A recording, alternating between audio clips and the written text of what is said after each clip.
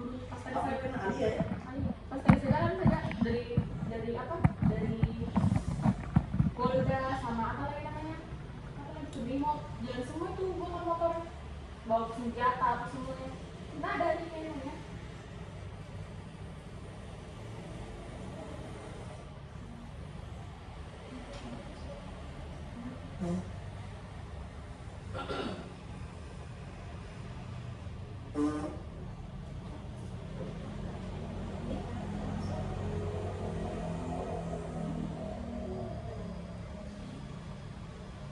Ini saya lihat mobil yang besar-besar secara singkat.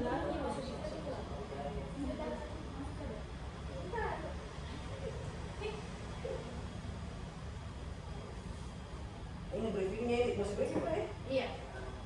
Ini saya lihat kalau dari pertanyaan A, mobil dan kegiatan atau personal perusahaan, poin satunya secara singkat ini tentang situs Safari Jaya, dia mulainya dulu itu pasti berdasarkan akta pendirian perusahaan Pak. Akta pendirian perusahaan itu di notaris, terus dasarnya Pak.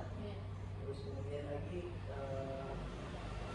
pembuatan DID yang unit perusahaan di PTSP kan.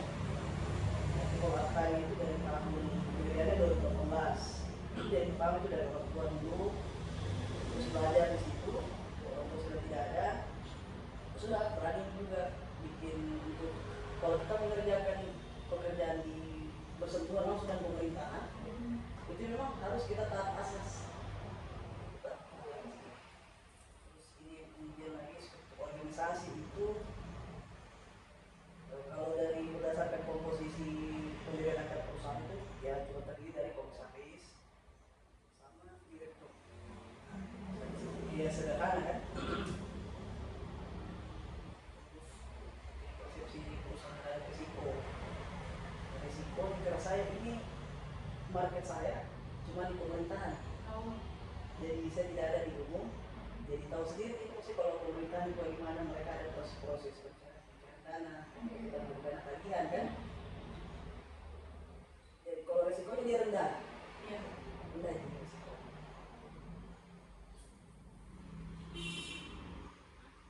Khusus menangani manajemen risiko. Mana sih? Caca kok sudah tutup pintu depan?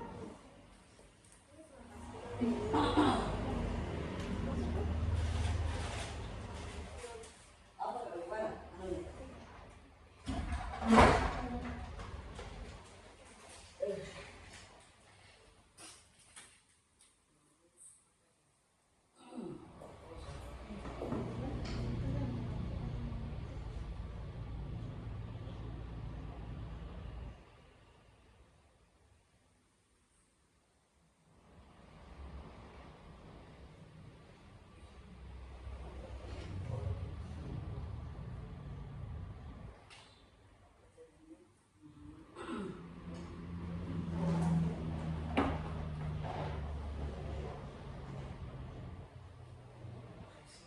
Dia resikonya itu rendah, terus dia memiliki tim khusus menangani resiko itu.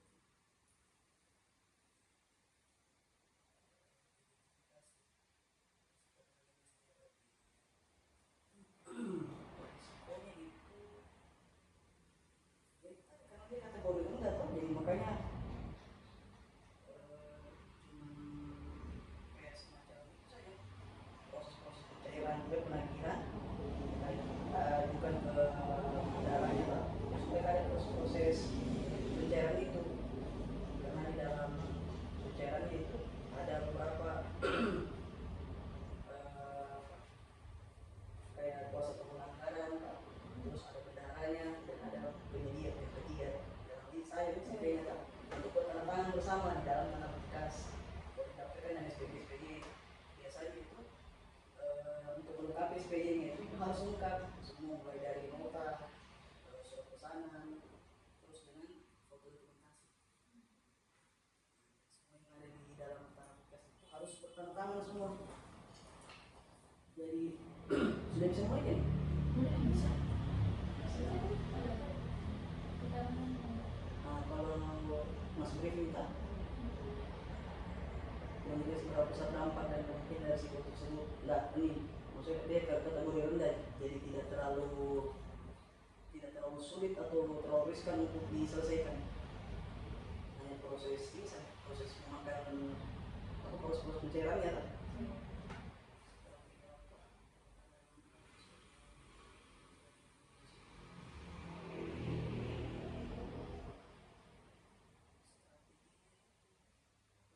Komunikasi.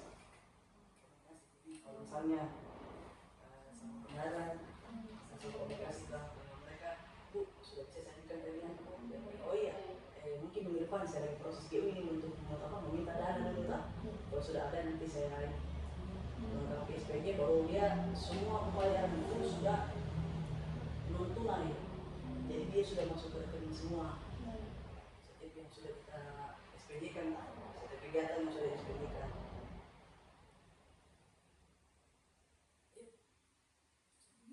Yang nggak masuk gitu kan, ditanya dari mana awal mula modal usaha toh itu kan tidak boleh menggunakan bank, itu harus perjelas lagi kemudian di video.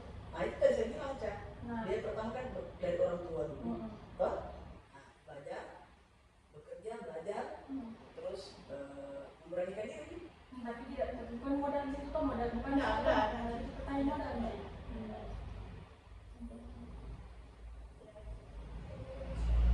Kalau ada sistem perusahaan, sistem bekerjanya bagaimana, cara pengawasannya itu kan harus dijelaskan. Nah itu nanti dijelaskan karena bagaimana ini ini pertanyaan itu kan disiapkan di pertanyaan itu.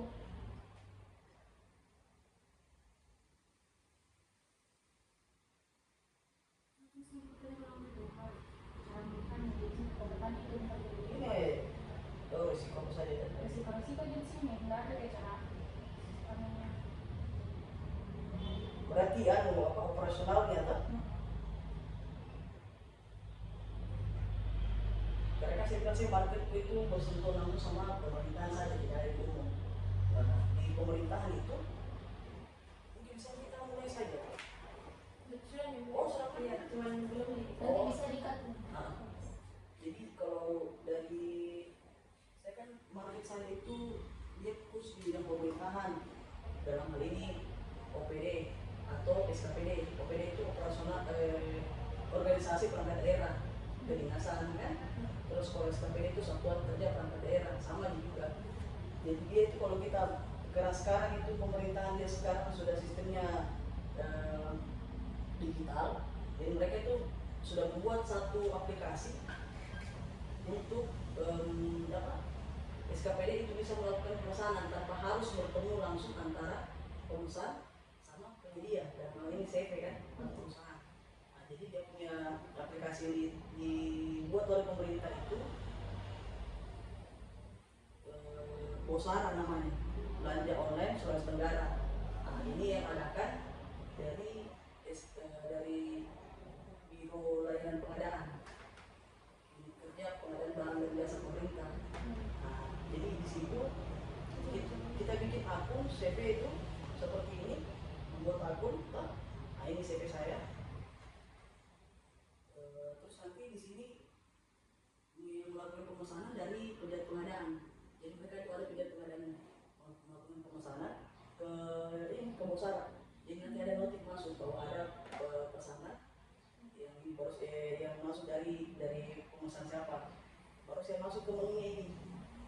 Nah, jadi dia itu sudah berbasis digital. Jadi di sini penyedia itu cuma buat akun, lengkapi dulu dia punya persyaratan kan, misalnya kayak dia ini berbadan usaha atau pribadi. Nah, pribadi itu bisa juga walaupun mereka belum memiliki CV, yang penting sudah ada KTP dan NPWP. NPWP sifatnya pribadi kan. Nah, kalau kayak market saya di pemerintahan itu, mereka itu kerjasamanya sama yang sudah berbadan usaha dalam hal ini untuk CV, UD atau PP. Nah, karena mereka nanti itu meminta perusahaan yang bisa menerbitkan e-faktur. Nah, untuk bisa mendapatkan e-faktur itu ya harus ber-PKP, pengusaha kena pajak. Jadi di situ dia. Karena mereka itu di e-fakturnya dilampirkan di SPJ-nya itu. SPJ itu maksudnya pertanggungjawabannya kan bendahara untuk melakukan proses pencairan. Jadi dia juga jadi masalahnya itu sebenarnya kalau untuk pemerintahan mereka minta perusahaan yang sudah ber-PKP karena mungkin pembelajarannya, pengadaannya yang nilai-nilai besar ya, jadi harus bisa perusahaan itu mampu untuk menerbitkan e-faktur. Kalau pribadi atau perorangan itu kan belum bisa sebenarnya, belum bisa menerbitkan e-faktur karena dia belum PKP, jadi masih sistem non PKP. Nah, sementara sekarang regulasi itu kan berubah-ubah. Ada dulu masih bisa, sekarang sudah tidak boleh. Artinya ya kalau mau bekerja sama dengan proyek-proyek pengadaan di pemerintahan apapun itu bentuknya, ya harus kita PKP-kan diri kita. Jadi di kantor pajak yang pengusahanya supaya kita bisa menerbitkan e-faktur. Nah, jadi itu kalau sudah masuk notif, dia nanti akan masuk notif itu, jadi punya dia itu dia buka akunnya kan, oh ini pemesanan dari siapa.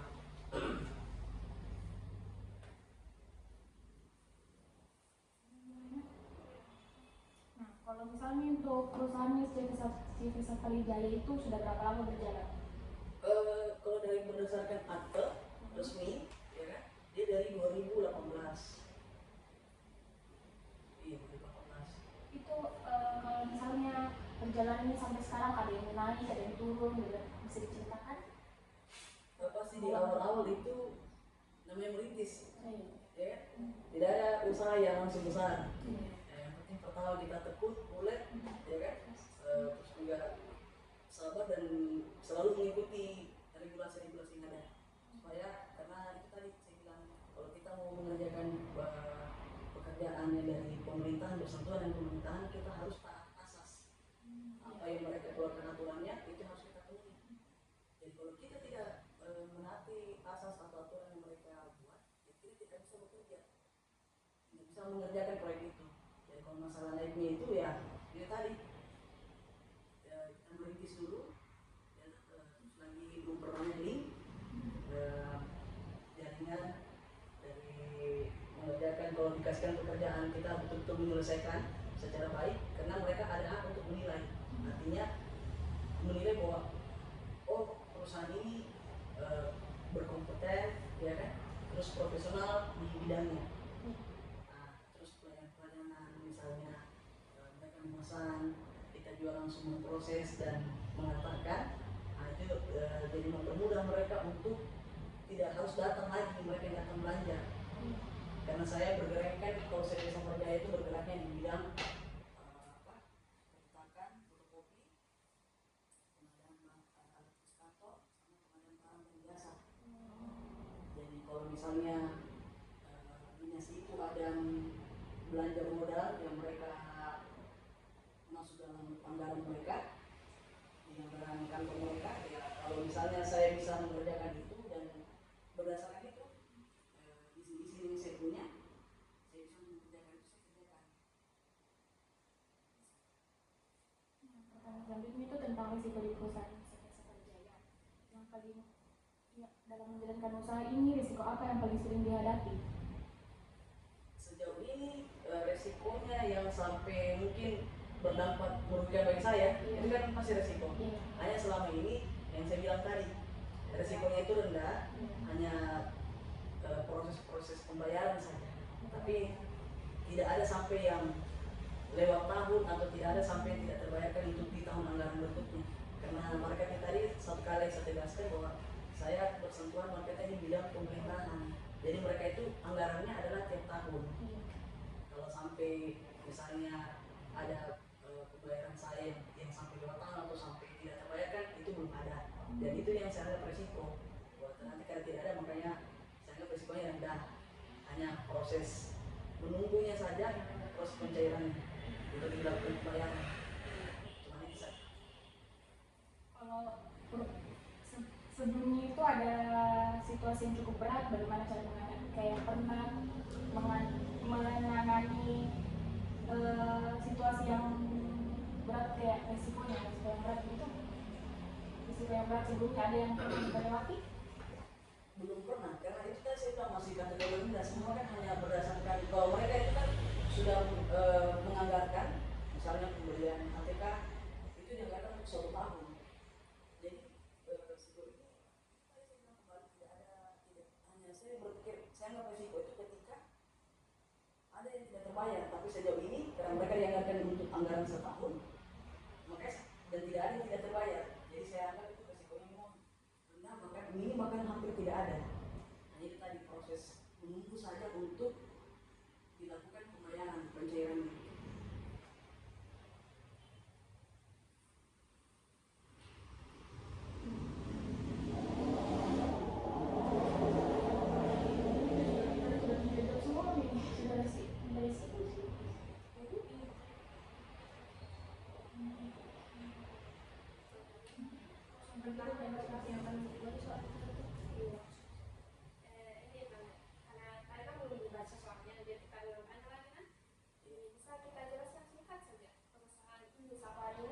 Bagaimana dari struktur organisasinya, pembagian tugasnya di perusahaan CP Sapa ini? Oh iya, kalau berdasarkan dari komposisi akta pendirian perusahaan, Ya. itu dia terdiri dari pertama satu komisaris, kemudian itu direktur. Jadi dia sederhana saja dia. Nah, terus kemudian untuk operasionalnya, dan saya itu merekrut karyawan ataupun operator karena bergerak di bidang fotokopi. Jadi mesin itu harus ada operator yang menggerakkan, ya kan? Yang menggunakan. Jadi saya cuma merekrut karyawan saya 2 orang untuk melakukan operatif hari untuk melayani fotokopi, terus pengulangan ATK, dan kemudian juga tempat saya itu karena berada di dalam lingkup kantor, jadi itu jam operasionalnya harinya sesuai dengan kantor. Jadi kalau misalnya mereka dari hari yang idealnya dari Senin sampai Jumat, terus dari jam 7.30 pagi sampai jam 4.30 sore itu sudah selesai, tidak ada kegiatan lagi. Kalau ada tanggal merah atau cuti bersama, operator saya, karyawan saya juga libur karena tidak ada pegawai yang masuk kantor juga, jadi kosong mengikuti hari personal kantor juga. Jadi idealnya itu kalau orang itu kan 1 bulan 30 hari ya, paling karyawan dapat libur mungkin 2 hari dalam sebulan, 2 hari dalam sebulan, mungkin 28 hari kerja itu idealnya mereka bekerja. Kalau saya di tempat saya, karyawan saya itu idealnya mereka bekerja itu cuma namanya 1 bulan cuma 19 hari kerja saja. Bahkan pernah kalau dia dapat cuti bersama atau tanggal merah, mereka pernah kerja dalam 1 bulan cuma 14 hari kerja. Jadi mungkin juga itu juga salah satu yang membuat karyawan itu betah juga untuk bekerja karena dari hari kerjanya yang tidak terlalu dari pagi sampai malam, dari Senin sampai Sabtu atau Minggu. Nah, jadi mereka ada kesempatan untuk berurusan tentang keluarga, me time, ya kan? Karena kebetulan karyawan saya itu juga bukan yang sudah umur tua, enggak, dia mereka masih umur produktif, masih sekitar 22, 23. Jadi mereka masih punya urusan hal pribadi juga. Nah, itulah yang bisa mereka manfaatkan di hari libur itu, Sabtu Minggu itu. Bahkan kalau kena cuti bersama, bisa dari hari Jumat, Sabtu, Minggu. Jadi mereka ideal sekali, mereka merasa hari kerjanya. Kalau misalnya ada nanti resiko yang besar ke depannya, itu apa strategi yang perusahaan seperti yang Oh iya, karena itu kemarin saya jelaskan bahwa saya kan cuma market saya di pemerintah. Berarti yang saya bisa lakukan apabila nih, kalau ada risiko yang paling bisa lakukan adalah komunikasi. Semuanya komunikasi. Bagaimana caranya untuk menghadapi hal yang saya anggap risiko itu cuma di masalah pembayarannya saja. Kalau itu saya komunikasikan, bertanya kapan bisa dicairkan atau kapan bisa dibayarkan, nah mereka pasti akan memberikan respon juga. Ini dia dikomunikasikan. Pertanyaan terakhir itu, apakah ada prosedur atau rencana khusus atau contingency plan itu untuk menghadapi situasi darurat dalam perusahaan ini?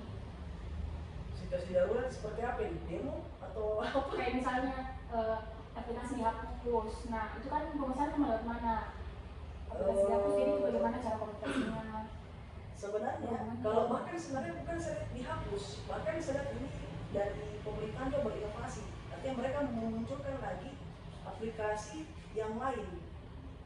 Jadi ini kan kalau Bosara ini kan dia lokal, jadi yang membuat itu adalah pemerintah provinsi. Itu tadi saya bilang di biro layanan pengadaan barang jasa pemerintah. Nah sementara regulasi yang ada juga dari LKPP, dari pusat, mereka juga meluncing juga aplikasi untuk mewadahi proyek-proyek pengadaan. Misalnya yang baru-baru launching ini e-katalog, tapi tidak semua juga bisa diadakan di e-katalog itu. Artinya tetap juga ada e-katalog hadir, tapi aplikasi yang juga dari pemerintah itu tidak dimatikan.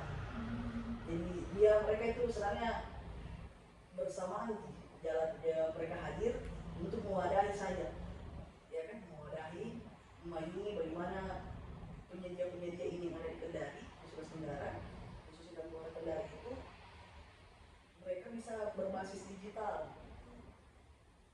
Jadi tidak ada lagi pertemuan antara, jadi mereka lebih transparansi dengan aplikasi ini kan. Jadi kalau prosesnya gue buka di sana, di etalase kami di Bosara bisa di aplikasi itu ada harga yang sudah kami cantumkan, tapi ternyata anggaran mereka tidak sampai cukup di situ. Mereka melakukan lagi proses negosiasi, dan negosiasinya itu terekam semuanya. Jadi makanya dia lebih transparansi. Nah, kembali lagi ke pihak penyedia, apakah menyetujui dan tidak. Dan pihak penyedia juga diberikan hak untuk menolak. Dengan ketika kami melakukan penolakan, itu harus mencantumkan alasannya apa. Jadi misalnya kami tidak setuju dengan harga itu. Nah, jadi lebih transparansi, lebih tidak ada sebenarnya lebih menghemat juga, karena tidak perlu ada terjadi pertemuan, tidak pengadaan harus datang ke tempat kan. Bagaimana kalau pas dia datang ke tempat ternyata yang bisa mengambil keputusan misalnya dalam hal ini saya tidak di tempat, jadi memperlambat semua aktivitas. Dengan adanya hadirnya aplikasi ini, semua lebih cepat, transparansi juga, jadi tidak mengurangi juga biaya-biaya operasional untuk bertemu kan. Terakhir.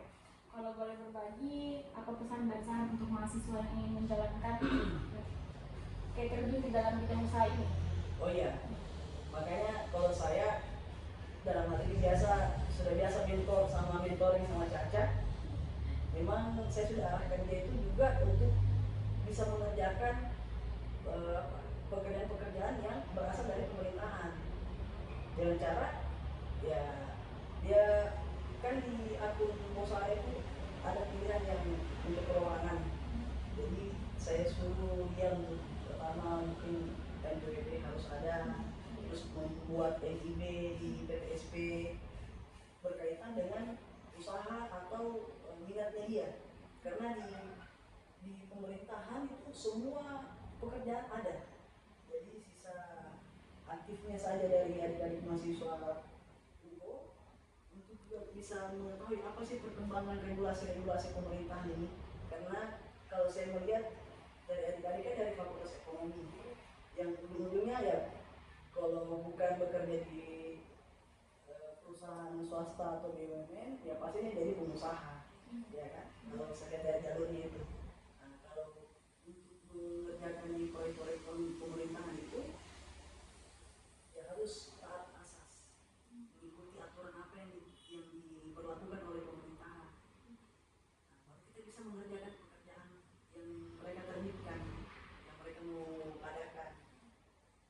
Jadi kalau saran saya harus aktif regulasi pemerintahan seperti apa, ya kan, jangan vakum, jangan cuma menghabiskan waktu nongkrong saja, ya kan, nongkrong saja terus yang bukan tidak bermanfaat, tapi kurang bermanfaat.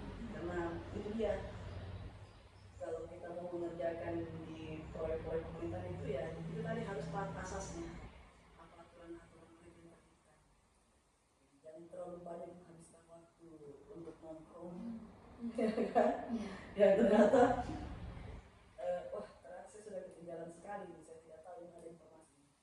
Hanya sharing sama Caca atau dia, walaupun juga kadang iya kadang juga apa tidak selalu respon juga, tapi umumnya dia akan belajar bahwa kalian ini harus memang lebih bisa mengembangkan kemampuan diri ya. Saya rasa itu yang saya bisa berikan, harus aktif terhadap apa yang ada perkembangan di pemerintahan kalau kita mau mengikuti seperti saya, karena saya juga awalnya memulainya juga memang ini tadi saya bilang dulu ya, karena belum ada aplikasi jadi sering berkunjung berkenalan ya kan. Akhirnya ketika diberikan pekerjaan itu memang dengan penuh rasa tanggung jawab, sehingga karena dinas-dinas atau tempat saya mengerjakan pekerjaan itu mereka memiliki hak untuk menilai saya. Jadi kalau misalnya wah ini dari pelayanannya bagus, cepat, dia bertanggung jawab dan profesional, ya sudah, nanti kalau ada pekerjaan lagi kasih lagi ke dia. Nah itu dia. Jadi kita bangun trust juga. Rasa demikian. Masih ada pertanyaan lagi Bu? Eh?